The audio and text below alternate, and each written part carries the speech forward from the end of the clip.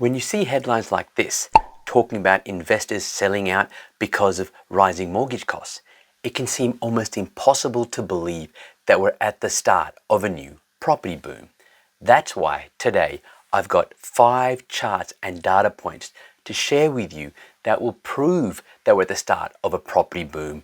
But there's a big difference. This boom is not uniform. Some areas will struggle, and that's what the headlines will talk about, but other areas will thrive. So if you stay with me until the end, not only will I show you why we're at the start of a property boom, I'll show you how to work out which areas to avoid because they are at the biggest risk of mortgage stress, and how to maximize your chances of making the biggest gains in this next property boom. So I've got a lot to get through today. Let's get started. Hi, it's Nero here from Investment Rise, and let's begin by looking at this chart from the Australian Bureau of Statistics, which talks about housing finance. Now, it talks about May being the most recent data they've got, but what it shows you is that in May 2023, for total housing, the value of new loan commitments rose 4.8% to $24.9 billion. Now, it was 20.5% lower than this time a year ago, but what does this have to do with housing prices? I'll reveal that in just a moment. But let's just dive into this data a little bit more. For owner-occupier housing, new loan commitments rose 4% to $16.4 billion. It's still 20% lower than a year ago. And for investor housing, loan commitments, new loan commitments that is, rose 6.2% to $8.5 billion, but that's still around about 21% lower than a year ago. And you can see that revealed in this chart at the very right. You can see that new loan commitments sort of hit a bottom and have now started to go back up again. But how does this reflect to housing prices? Well, here we have a chart tracking Australian new mortgages versus property prices. The source of this data is the Australian Bureau of Statistics, ABS, CoreLogic, and Macro Business. And what you can see here is that the blue line is looking at new mortgage commitments. And what we can see is that in 2022, the blue line, new mortgage commitments fell, and so property prices fell.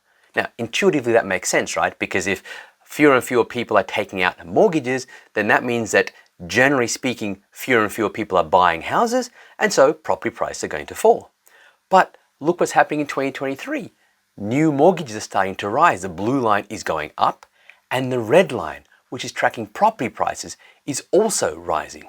So what this data shows you is that despite all the negative news out there about mortgage stress, mortgage commitments, new loans being taken out, is actually increasing. That means there are more buyers out there in the marketplace, and hence property prices are starting to rise. But this one chart doesn't show you something very, very important. And once you understand this, you'll realize now why the Australian property market is actually so resilient. Data provided by the Property Exchange Australia, PEXA, last month also showed that more than 1/4 of all property sales in the eastern states were made without a mortgage. So that means 25% of all real estate transactions in the eastern states have no debt associated with them right now, okay? And this is in line with what happened in 2022, because in 2022, over $122.5 billion of properties were transacted, sold, bought, whatever you want to call it, in New South Wales, Queensland, and Victoria without a mortgage. And again, that was 25.6%. So what that shows you, if you recall the previous chart I showed you, which showed how mortgage growth is increasing, yes, and that's driving property prices higher as well.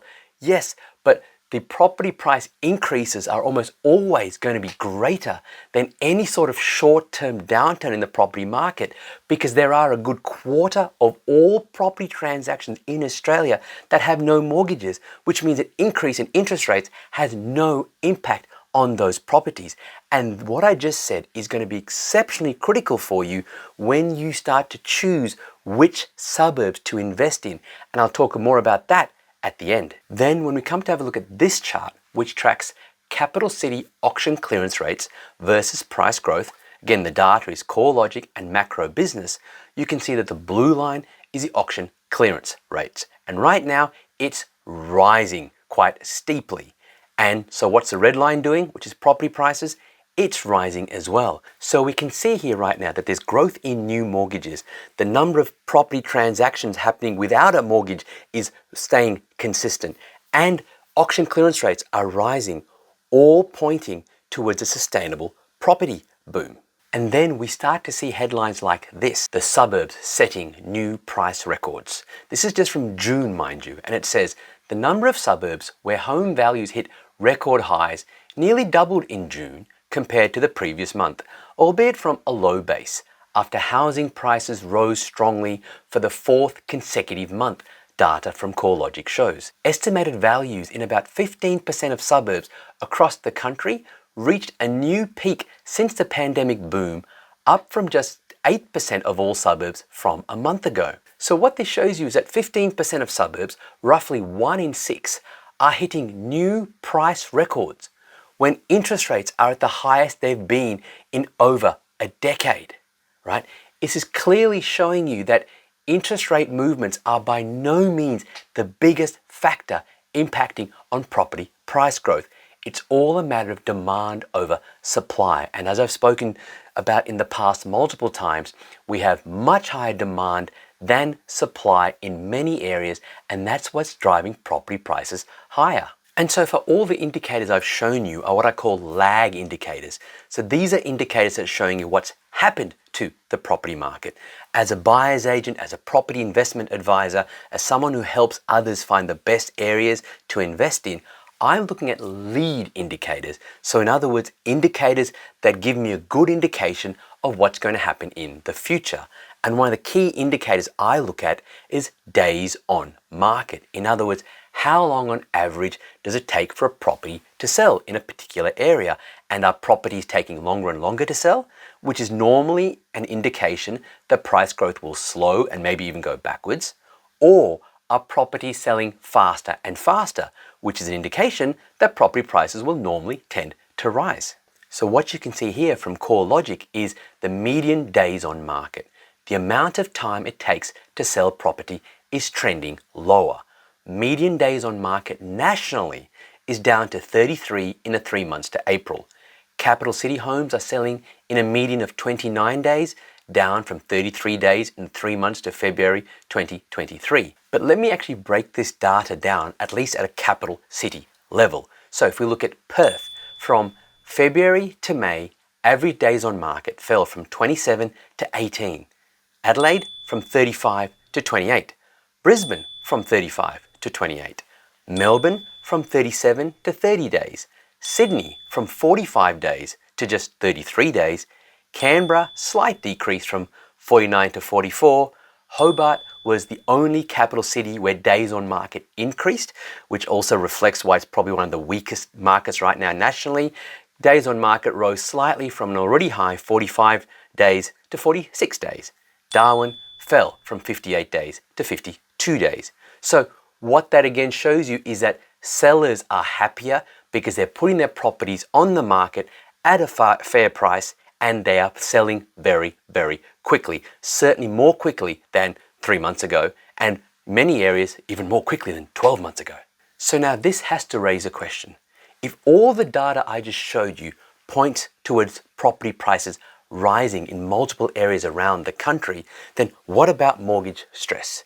Yes, the fact is there are people who are struggling with their mortgages, and distressed sales in some areas are going to increase. But imagine if you could find out what areas are more likely to suffer from distressed sales and avoid them, and instead target the areas where there'll be very little, if any, mortgage stress. Well, that's exactly what we're about to cover.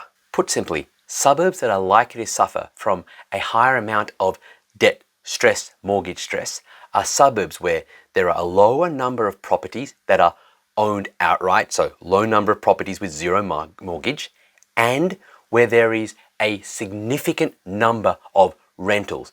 Generally speaking, suburbs where the majority of the properties owned in that suburbs are investor owned. Okay, this is one reason why another statistics I always look at are owner occupancy rates. And when owner occupancy rates fall below 50%, that's generally a bit of a red flag. Now, here's a quick way to actually work that out if you're looking to target a particular suburb. So here we have data from the Australian Bureau of Statistics looking at a random suburb in Sydney, St Leonards, Narembeen, okay? And what you want to do is when you get to this data, you want to go and look at the tenure type. And when you look at this suburb, what you can see here is that less than 20% of properties in this suburb are owned with zero mortgage, okay, which is below the national average, which I told you earlier on was 25% or 1 in 4. So that means 24% of properties are owned with a mortgage, they're owner occupied, but then 54.5% are investor owned, right? That's what a rented property means. So that would mean that to me, St Leonards, and especially if you delve further, the unit market in St Leonards is a riskier market to target. I would not be looking at this market. This market is not something I would call a boom market, okay? So when you can target suburbs with high owner occupancy rates, high rates of properties owned with zero mortgage, at least 1 out of 4 or higher, those are the suburbs that are more than likely going to boom, and those are the suburbs that are going to then drive the median property price of Australia higher. But if you then want to really then maximize your chances of getting the best gain possible with this next property boom, then you need to be aware of this one final statistic. You see, one of the reasons why property prices have been rising in the face of rising interest rates is because we have a housing shortage in Australia. Not enough properties for people who want to live here. But then we're starting to see headlines like this. Australia's housing shortage takes critical turn. The Australian Bureau of Statistics, ABS, on Wednesday released building activity data for the March quarter, which reported a quarterly rise in both dwelling commencements and completions. Now, when you read these sort of headlines and initial paragraphs, it can seem like, oh, are we getting to the end of the housing shortage?